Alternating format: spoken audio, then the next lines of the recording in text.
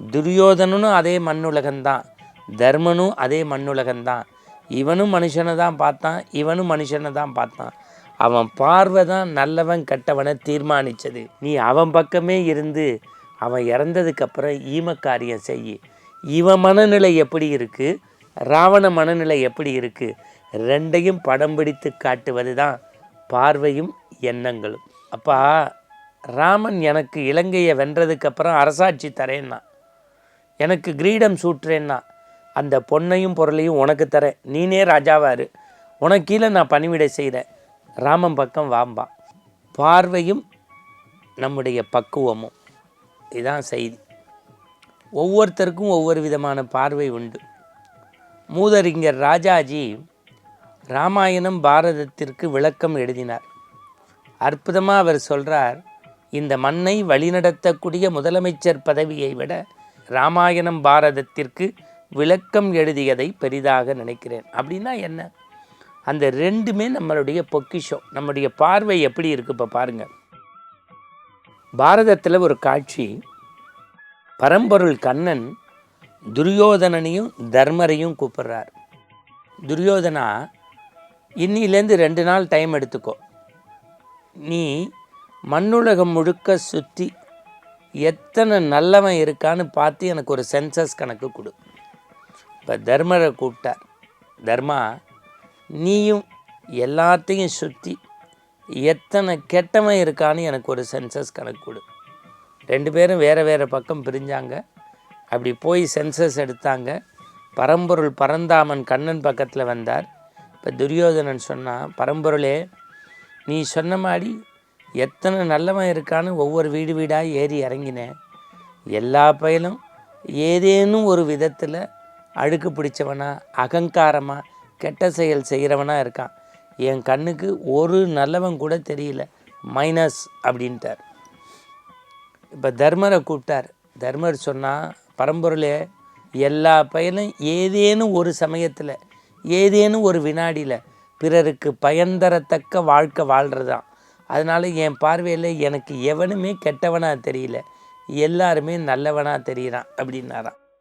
இப்போ கண்ண பரமாத்மா மக்களுக்கு சொன்னாராம், துரியோதனனும் அதே மண்ணுலகந்தான், தர்மனும் அதே மண்ணுலகந்தான். இவனும் மனுஷனை தான் பார்த்தான், இவனும் மனுஷனை தான் பார்த்தான். அவன் பார்வை தான் நல்லவன் கெட்டவனை தீர்மானித்தது. இப்போ உங்கள் வாழ்க்கையை நீங்கள் பார்த்து நல்லவனா கெட்டவனான்னு தீர்மானிச்சுக்க. இதான் பார்வை. இந்த பக்தி இலக்கியங்கள் சொல்கிறது. நீங்கள் ஒன்றும் இல்லை, 10,000 பாட்டு தந்த ராமாயணத்துலேருந்து ஒரு செய்தி சொல்கிறேன். ராவணனுக்கு சண்டை நடக்குதில்ல, முதல் நாள் ஆயுதத்தை போட்டுட்டு போனான்ல, அப்போ ராமன் இன்று போய் நாளை வான்னு சொல்லிட்டான். ஆனால் ராவணன் யார்? பெரிய பரந்த தோள்கள் கொண்டவன், 10 தலை கொண்டவன், நாரத முனிவர்க்கேற்ப நயம்பட உரைத்த நாவை பெற்றவன். ஆனால் வெக்கப்பட்டிருக்கணும்ல, வெக்கப்படலையாம். ஆனால் வெக்கப்பட்டானா. எப்படி? வான்னகும் வையகம் நகும் என்று அவன் வருத்தப்படலை. மிதிலை வந்த ஜானகி நகுவாளே. இது எவ்வளவு அசிங்கம். தேவர்கள் முனிவர்கள் தன்னுடைய வீரம் இப்படி தோற்று போச்சேன்னு கவலைப்படலையா? மிதிலேலேருந்து வந்த ஜானகி அசோகவனத்தில் இருக்காளே, அவன் நான் ராமன்கிட்ட தோற்று போயிட்டேன்னு நினச்சிட்டா எப்படி என்னைய நினச்சிப்பான்னு நினச்சி வருத்தப்பட்டானா. அதுதான் காமத்தி. அப்படியே கட் பண்ணுங்க. இன்னொரு செய்தி சொல்கிறேன். இந்த வீடனன் போர்க்களத்தில் வருவான், எதிர்த்தாப்பில் கும்பகர்ணன் நிற்பான். அந்த கும்பகர்ணன்ட்ட போய் சொல்லுவான், அப்பா, ராமன் எனக்கு இலங்கையை வென்றதுக்கப்புறம் அரசாட்சி தரேன்னா, எனக்கு கிரீடம் சூட்டுறேன்னா, அந்த பொன்னையும் பொருளையும் உனக்கு தரேன், நீனே ராஜாவாரு, உனக்கு கீழே நான் பணிவிடை செய்கிறேன், ராமன் பக்கம் வாம்பா. இப்போ கும்பகர்ணன் ஒரு சிரிப்பான். அண்ணா, எனக்கும் தெரியும் நம்ம அண்ணன் பெரிய வீரன்னாலும் காமத்தின்பால் அவன் மனசு போயிட்டதுனால காமத்தியால் இந்த இலங்கை அழியப்போகுது. தெரிஞ்சும் நான் ஏன் வந்திருக்கேன் தெரியுமா? ஒன்றே ஒன்று தெரிஞ்சுக்கோ, நான் தோற்றுருவேன்னு தெரிஞ்சும் விதி என் பிடர் பிடித்து தள்ளியும் ஏன் வந்தேன்? எல்லாருமே ராமன் பக்கம் போயிட்டா அண்ணன் இறந்தா அவனுக்கு ஈமக்காரியம், எள்ளு தண்ணி இறைக்கிறதுக்கு கூட ஆள் இல்லைன்னுன்றா தேவரும் முனிவரும் சிரிப்பான். தேவரும் முனிவரும் சிரிப்பான். தயவு செய்து நீ என்னையும் அவன் பக்கம் கூட்டுறாத. நான் இந்த பக்கமே இருந்து உண்டவனுக்காக உயிர் கொடுக்குறேன்.